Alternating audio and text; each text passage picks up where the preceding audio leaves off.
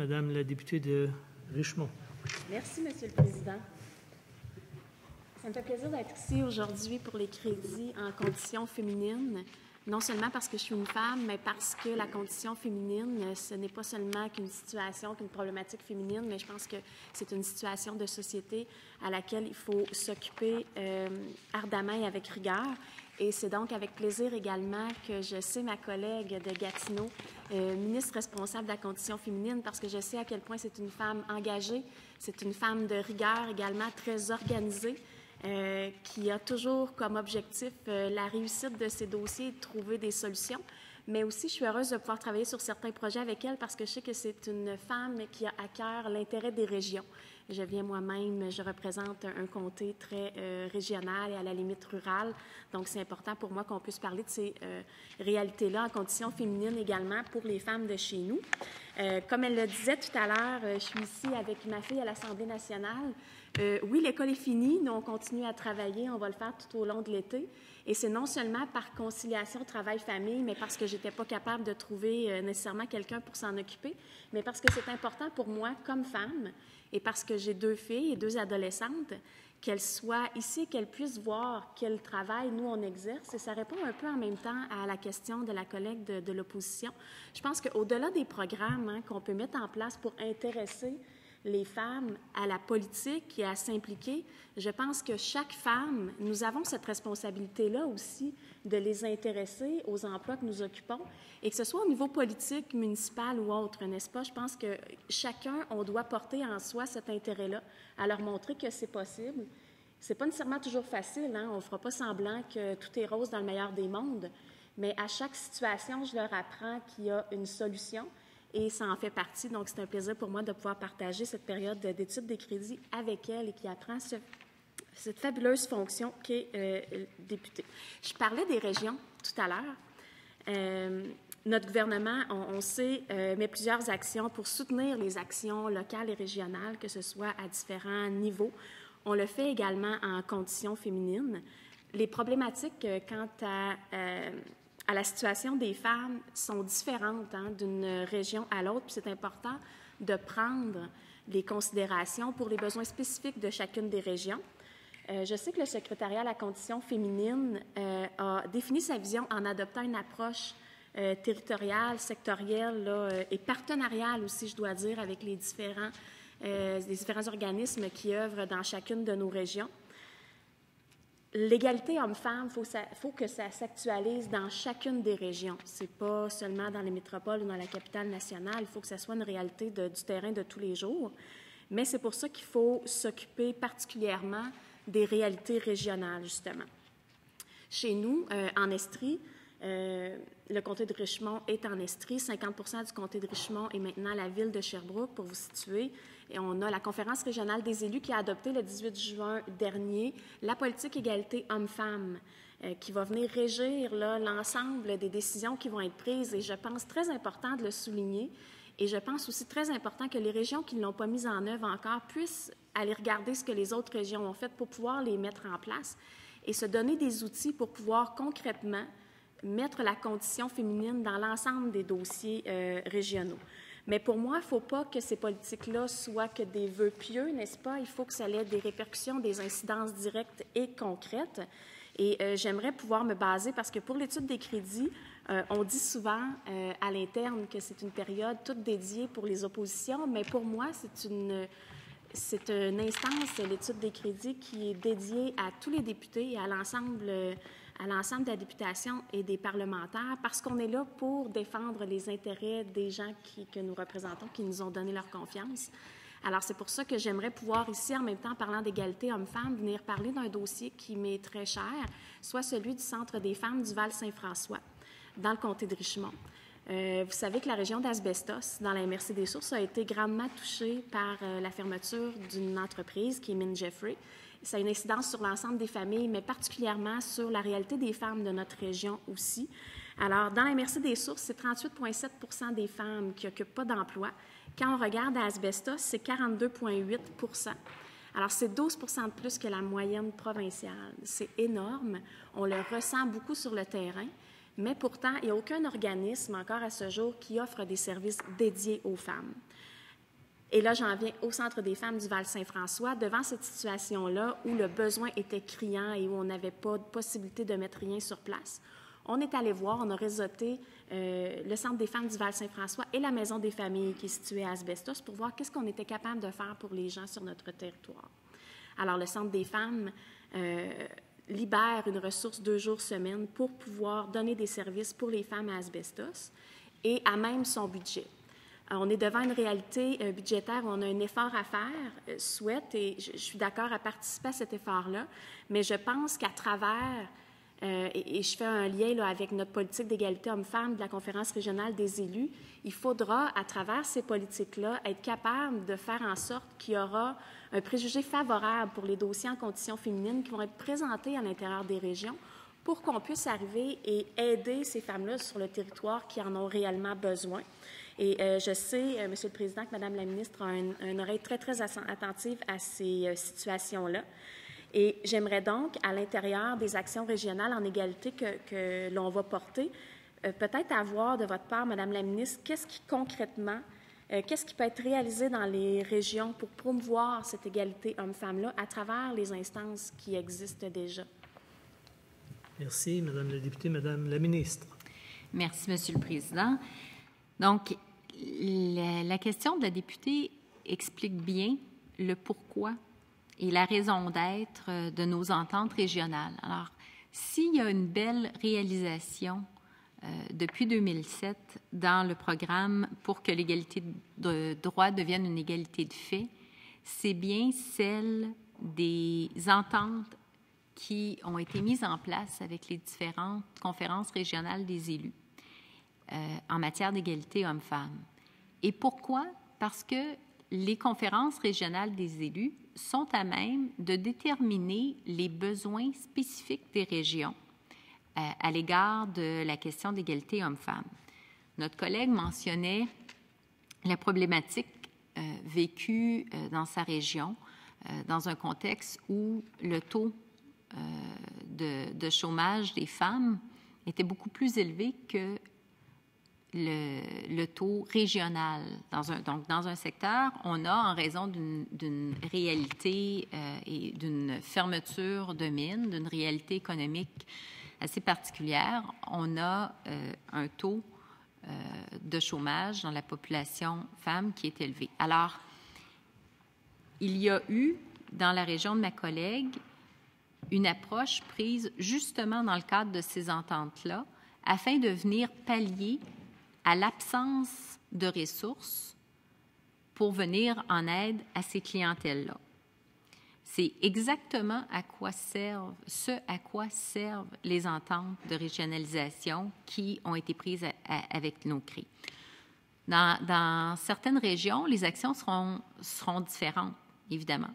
Elles vont correspondre aux besoins précis d'une région donnée.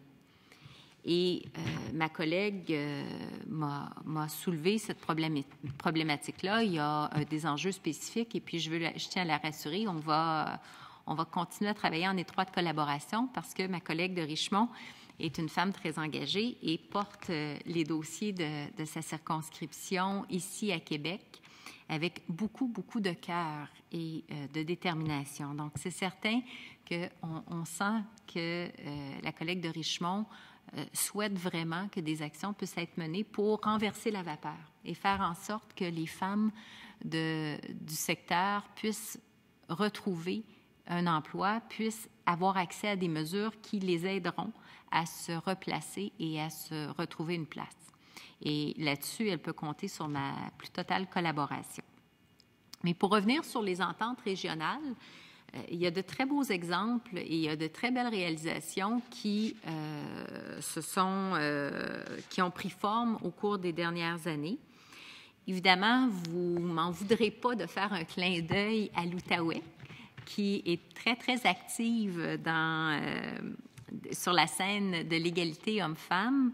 Et donc, l'Association des femmes immigrantes de l'Outaouais a mis en place des ateliers de discussion sur les valeurs égalitaires entre les femmes et les hommes pour les personnes issues de l'immigration et des communautés culturelles. Alors, il y a eu des formations qui se sont tenues en Outaouais et qui ont rejoint plus de 141 personnes Alors, parce qu'en Outaouais, on vivait cet enjeu-là, eh bien, la Conférence régionale des élus, par le biais des ententes signées avec le secrétariat, a soutenu une formation qui correspondait à un besoin très particulier d'aller rejoindre les clientèles immigrantes. En Mauricie, c'était une action complètement différente, c'est-à-dire qu'on a soutenu avec le mouvement des femmes de la Mauricie, avec le Forum jeunesse de la Mauricie. Je parlais lors de mes remarques introductives de l'importance de travailler en collaboration avec les jeunes pour aller rejoindre la nouvelle génération. Eh bien, il y a eu une mise en place du concours « Mon image, ton regard ». Alors ça, c'était un concours qui s'adressait spécifiquement aux jeunes de 13 à 17 ans et qui portait sur les effets néfastes de l'hypersexualisation. Et ça a pris différentes formes. Il y a eu des tournées des écoles secondaires qui ont été effectuées et il y a eu toute une édition spéciale qui a été mise en place dans les hebdos régionaux pour mousser ce concours-là. Alors ça correspondait à un besoin qui existait en Mauricie de venir travailler et traiter de la question de l'hypersexualisation. À Montréal, eh bien, il y a eu une activité qui s'appelait les cravates roses. Et ça visait à augmenter le nombre de femmes dans les conseils d'administration. Alors, c'était des activités tenues de concert avec la Conférence régionale des élus. On a lancé une campagne de sensibilisation auprès des entreprises montréalaises pour présenter les arguments économiques qui militaient en faveur de la gouvernance paritaire et aussi pour aider à cibler les besoins et outiller les différentes entreprises qui souhaitaient oser.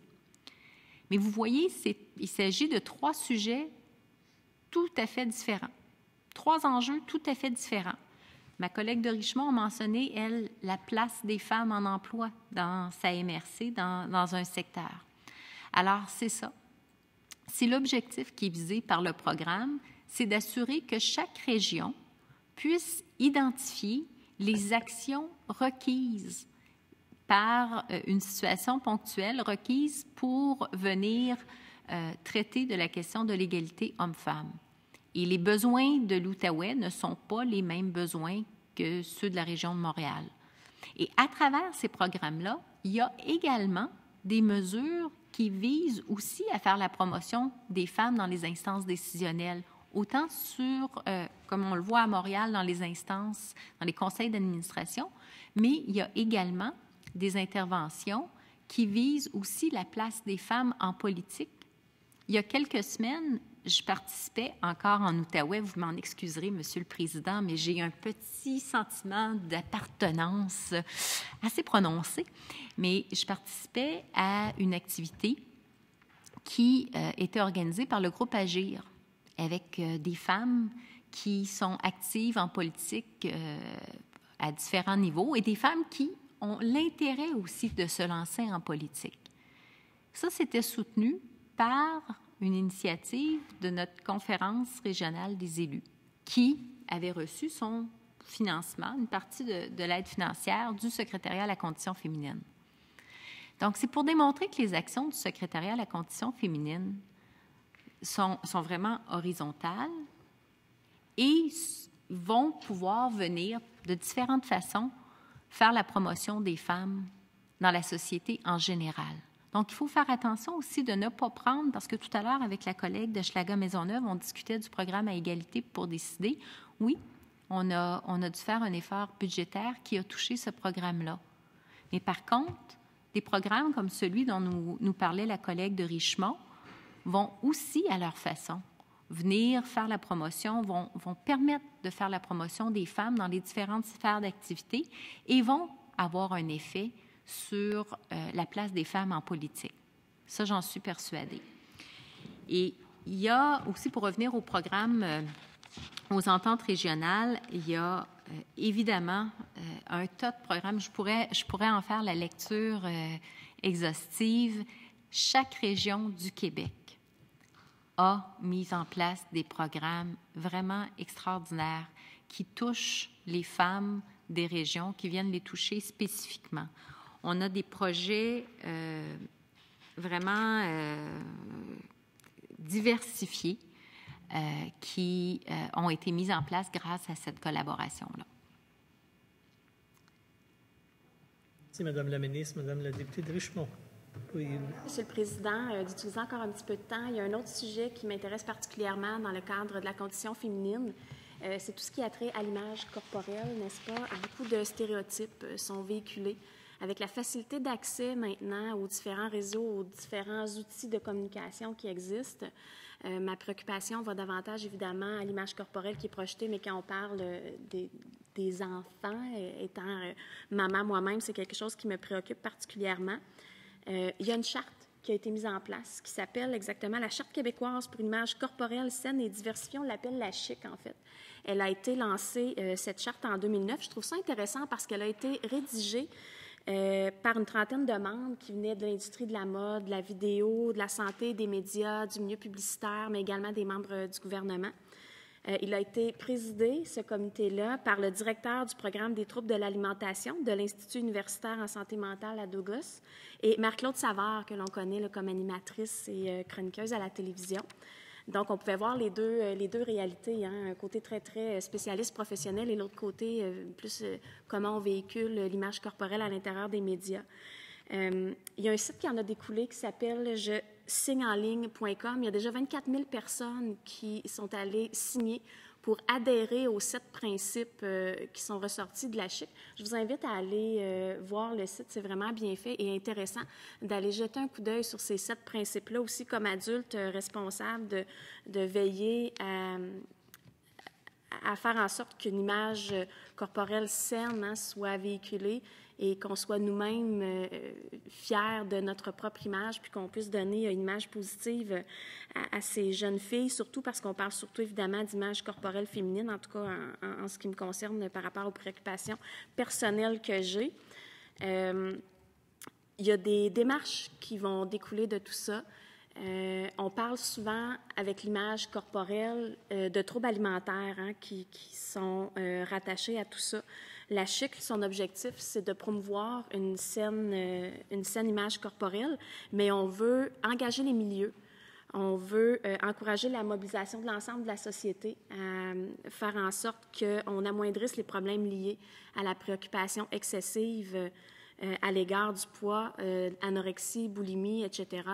Quand on parle de troubles alimentaires, je sais, Monsieur le Président, de quoi il est question en ayant moi-même été traitée pendant quelques années pour l'hyperphagie boulimique. Je sais à quel point cette préoccupation à l'égard du corps peut, dès le plus jeune âge, avoir des répercussions qui peuvent à la limite être graves chez certaines personnes, n'est-ce pas, par rapport à leur futur et à leur santé surtout. Donc, non seulement je sais, mais je comprends de quoi il est question. Je comprends l'importance de la sensibilisation dès le plus jeune âge. Et je comprends aussi l'importance, encore là, je veux toujours rattacher ça à ma région. On a des organismes communautaires dans lesquels on investit parce qu'avec eux, justement, et je ne dis pas, on est ici à la période des crédits où on voit où on dépense nos sous.